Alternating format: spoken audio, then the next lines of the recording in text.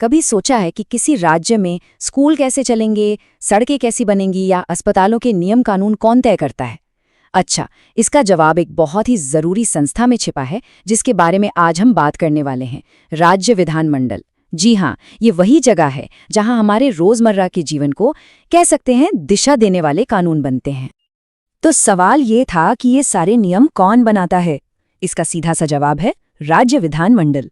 और देखिए, इसे समझना इसलिए इतना जरूरी हो जाता है क्योंकि यहीं पर राज्य की वो बड़ी बड़ी नीतियां तय होती हैं जो हम सब पर सीधे सीधे असर डालती हैं। तो चलिए शुरू करते हैं। सबसे पहले ये समझते हैं कि आखिर ये राज्य विधानमंडल हमारे लोकतंत्र की आवाज बनता कैसे है। देखिए, ये समझना बहुत जरूरी है कि राज्य विधानमंडल सिर्फ एक बिल्डिंग, एक इमारत नहीं है। ये एक पूरी संवैधानिक व्यवस्था है। हमारे संविधान का भाग 6, आर्टिकल्स 168 से 212 तक, इसकी पूरी रूपरेखा, इसकी शक्तियां, इसका ढांचा सब कुछ तय करता है। तो इसका मतलब क्या हुआ? इसका मतलब ये हुआ कि ये राज्य में शासन की नींव है, वो बुनियाद जो सरकार को एक सिस्टम में बांधती है और उसे जवाबदेह बनाती है। अच्छा, तो अब सवाल ये उठता है कि इसका ढांचा, मतलब इसका स्ट्रक्चर कैसा होता है? क्या ये हर राज्य में एक जैसा है? नहीं, असल में यहीं पर एक मजेदार बात है। हर राज्य में सिस्टम एक जैसा नहीं होता। जो सबसे बड़ा फर्क है वो ये है कि किसी राज्य में एक सदन होता है तो किसी में 2। तो पहले बात करते हैं पहले टाइप की, एक सदनिया। जैसा कि नाम से ही पता चल रहा है, यहाँ सिर्फ एक ही सदन होता है और भारत के ज्यादातर राज्यों में यही सिस्टम है। इस अकेले सदन को हम सब जानते हैं, विधानसभा। यहीं पर वो सारे प्रतिनिधि बैठते हैं जिन्हें जनता सीधे चुनकर भेजती है और यहीं पर कानून बनाने का सारा काम होता है। और दूसरी तरफ कुछ बड़े राज्यों में एक अलग सिस्टम है, द्विसदनीय, मतलब 2 सदन। यहाँ विधानसभा तो होती ही है, लेकिन उसके साथ साथ एक और सदन भी होता है। इसे कहते हैं विधान परिषद या फिर ऊपरी सदन। तो अब इन दोनों सदनों में फर्क क्या है? ये बहुत दिलचस्प है। देखिए, विधानसभा, जिसे निचला सदन भी कहते हैं, उसमें प्रतिनिधि सीधे जनता के वोट से 5 साल के लिए चुने जाते हैं, बिल्कुल डायरेक्ट इलेक्शन। लेकिन विधान परिषद यानी ऊपरी सदन बिल्कुल अलग है।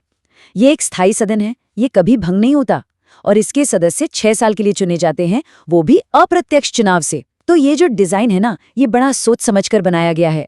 एक सदन जनता की सीधी आवाज बनता है और दूसरा सदन वो किसी भी कानून पर दोबारा सोचने, विचार करने और समीक्षा करने का एक और मौका देता है। तो ठीक है, सदन एक हो या 2, इनका सबसे जरूरी काम तो एक ही है, कानून बनाना। पर सवाल यह है कि एक आइडिया, एक विचार कानून की शक्ल लेता कैसे है? इसकी पूरी जर्नी क्या होती है? चलिए इसे समझते हैं। तो देखिए, किसी भी कानून की शुरुआत होती है एक बिल से, जिसे हिंदी में विधेयक कहते हैं। सबसे पहला स्टेप, इसे किसी भी एक सदन में पेश किया जाता है। फिर क्या होता है? फिर होती है उस पर लंबी चौड़ी बहस, चर्चा और फिर वोटिंग। अगर ये एक सदन से पास हो गया तो फिर ये दूसरे सदन में जाता है और जब दोनों सदन उस पर राजी हो जाते हैं तब फाइल जाती है राज्यपाल के पास उनकी आखिरी मंजूरी के लिए। लेकिन एक मिनट, जब मामला पैसे का हो, यानी मनी बिल्स का, तो कहानी थोड़ी बदल जाती है। यहाँ पर खेल के नियम अलग हैं। संविधान ने धन विधेयकों के लिए एक स्पेशल प्रोसेस बनाया है और इसमें ज्यादातर पावर विधानसभा के हाथ में होती है। और यहीं पर ये नंबर बहुत जरूरी हो जाता है, 14 दिन। जी हाँ, सिर्फ 14 दिन। धन विधेयक के मामले में विधान परिषद उसे सिर्फ 14 दिनों तक अपने पास रख सकती है। वो उसमें कुछ बदलाव के सुझाव दे सकती है, लेकिन उसे रोक नहीं सकती, खारिज नहीं कर सकती। और अगर 14 दिन पूरे हो गए तो बिल को ऑटोमेटिकली पास मान लिया जाता है ना दिलचस्प? इसका सबसे क्लासिक एग्जाम्पल है विनियोग विधेयक। आप इसे एक तरह की जादुई चाबी समझ सकते हैं। ये वही बिल है जो सरकार को राज्य के खजाने से पैसा निकालने की कानूनी इजाजत देता है। जो भी बजट में तय हुआ है वो पैसा खर्च करने के लिए इस बिल का पास होना जरूरी है। इसके बिना सरकार 1 रुपया भी नहीं खर्च कर सकती। चलिए, तो हमने ये तो देख लिया कि सदन काम कैसे करते हैं, कानून कैसे बनते हैं। पर अब सवाल ये है कि इन सदनों के सदस्य यानी एमएलए और एमएलसी बनते कौन लोग हैं? इसके लिए क्या क्वालिफिकेशन चाहिए होती हैं? अच्छा, तो इसके लिए हमें देखना होगा संविधान का आर्टिकल 173। इसमें क्वालिफिकेशंस साफ साफ बताई गई हैं। पहली और सबसे जरूरी शर्त, भारत का नागरिक होना चाहिए। फिर आती है उम्र। विधानसभा यानी एमएलए बनने के लिए कम से कम उम्र है 25 साल और विधान परिषद यानी एमएलसी बनने के लिए ये है 30 साल। ये जो 5 साल का फर्क है ना, ये शायद इसीलिए रखा गया है कि ऊपरी सदन में ज्यादा अनुभवी लोग आए। 5 साल, ये नंबर हम सबने सुना है। विधानसभा का कार्यकाल आमतौर पर 5 साल का होता है और यह हमारे लोकतंत्र के लिए बहुत ही जरूरी नंबर है। क्यों? क्योंकि इसका मतलब है कि हर 5 साल में सरकार को वापस जनता के बीच जाना ही पड़ेगा अपना रिपोर्ट कार्ड लेकर, और लोगों को ये मौका मिलता है कि वो अपने प्रतिनिधियों के काम को देखें, परखें और फिर तय करें कि उन्हें दोबारा मौका देना है या नहीं। और एक और टाइम लिमिट है जो बहुत जरूरी है, 6 महीने। संविधान ये कहता है कि विधानमंडल के 2 सत्रों यानी 2 सेशंस के बीच 6 महीने से ज्यादा का गैप नहीं हो सकता। अब ये नियम क्यों है? ये इसलिए है ताकि विधायक, जो हमारे प्रतिनिधि हैं, वो नियमित तौर पर मिलें, जनता के मुद्दों पर बात करें और सरकार से सवाल जवाब करके इसे जिम्मेदार बनाए रखें। अब सोचिए, इतने सारे सदस्य एक साथ सदन की कार्यवाही को ठीक से चलाने के लिए कोई तो चाहिए ना। तो सदस्य अपने बीच से ही एक पीठासीन अधिकारी चुनते हैं जो सदन को चलाते हैं। विधानसभा में इन्हें अध्यक्ष यानी स्पीकर कहा जाता है और विधान परिषद में सभापति यानी चेयरमैन।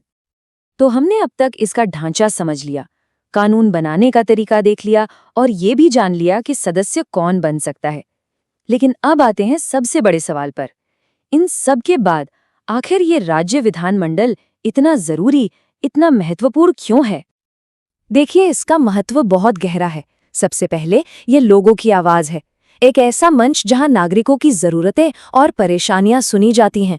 दूसरा, ये कानून बनाने की फैक्ट्री है जो राज्य की जरूरतों के हिसाब से नियम बनाती है।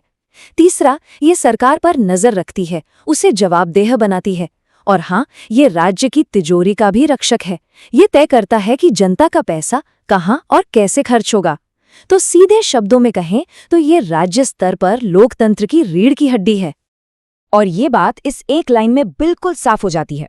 राज्य विधानमंडल भारतीय लोकतंत्र की बुनियादी इकाई है। ये सिर्फ एक कानून बनाने वाली बॉडी नहीं है, ये वो ताकत है जो जमीनी स्तर पर हमारे राज्यों में शासन को असलियत में आकार देती है। और अंत में यही एक सवाल हम सबके लिए है। जब हम लोकतंत्र के भविष्य के बारे में बात करते हैं तो ये सोचना बहुत जरूरी हो जाता है कि इस बुनियादी इकाई को और भी ज्यादा असरदार और भी ज्यादा मजबूत कैसे बनाया जा सकता है, ताकि ये लोगों के लिए और बेहतर तरीके से काम कर सके।